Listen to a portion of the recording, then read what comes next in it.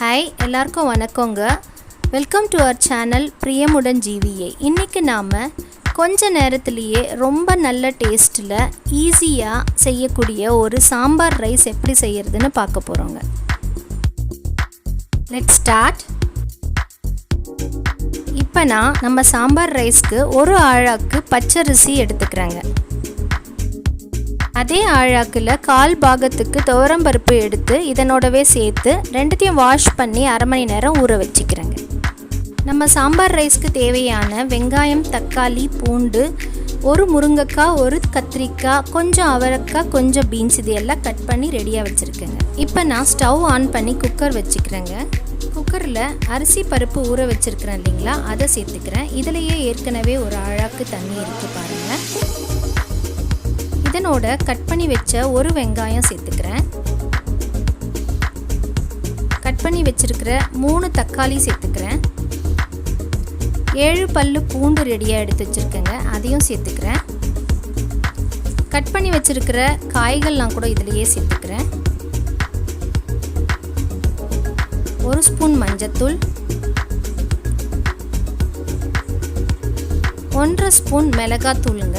இதில் நான் மிளகா தனியாக சேர்த்து அரைச்சி வச்சுருக்கேங்க. உங்களுக்கு வேணும்னா பாதி மிளகாத்தூள் பாதி தனியாத்தூள் கலந்து போட்டுக்கோங்க.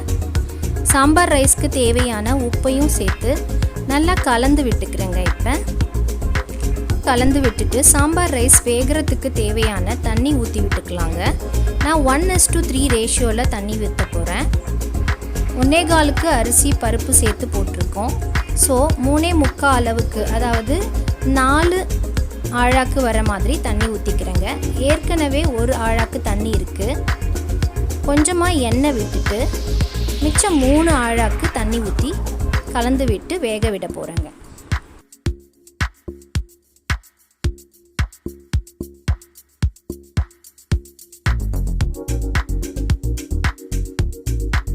இப்போ தேவையான அளவு தண்ணி விட்டாச்சு. இப்போ நல்லா கலந்து விட்டு குக்கர் மூடி போட்டு 4 விசில் வேக விடலாங்க. சாம்பார் ரைஸ் வேகிறதுக்குள்ளே இந்த பக்கமாக ஸ்டவ் ஆன் பண்ணி ஒரு பேன் வச்சுக்கிறேங்க. சாம்பார் ரைஸ் தாளிக்கிற அளவுக்கு தேவையான நெய் விட்டுக்கிறேன். நான் அப்படியே தோராயமாக ஊற்றிருக்கிறேங்க. இது ஒரு 4 ஸ்பூன் நெய் இருக்கும். நெய் சூடானதும் 1 ஸ்பூன் கடுகு சேர்த்துக்கிறேங்க.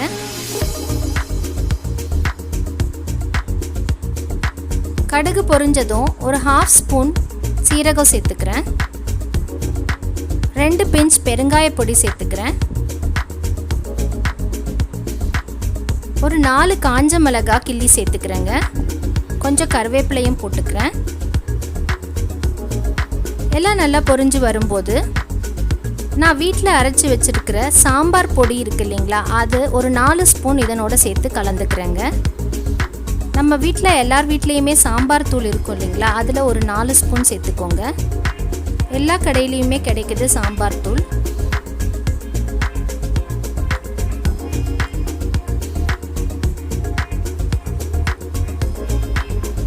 இப்போ நம்ம தாளிப்பு ரெடி ஆயிடுச்சு. ஸ்டவ் ஆஃப் பண்ணிவிட்டு அந்த பேனை எடுத்து தனியாக வச்சுருங்க. இப்போ நான் குக்கர் ஓப்பன் பண்ணிக்கிறேன்.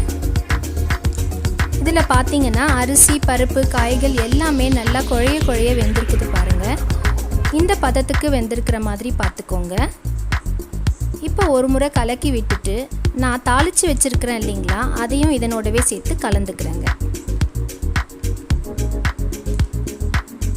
அதே பேனில் கொஞ்சமாக சுடுதண்ணி விட்டு அதையும் இதிலையே ஊற்றி கலந்துக்கிறேங்க.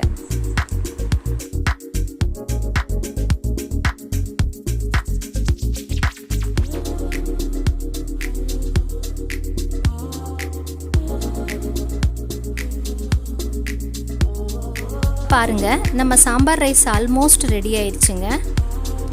இப்போ இதை நீங்கள் கலந்து விடும்போது பார்த்தீங்கன்னா இந்த பதத்துக்கு இருக்கணுங்க. அப்போ தான் நம்ம சுட சுட அதை பரிமாறும் போது ரொம்பவே சுவையாக இருக்குங்க.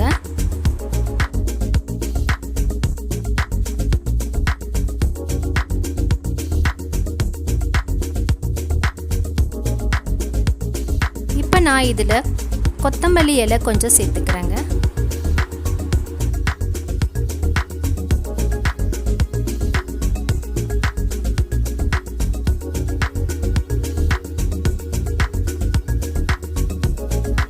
டேஸ்டியான சாம்பார் ரைஸ் ரெடி ஆயிடுச்சுங்க.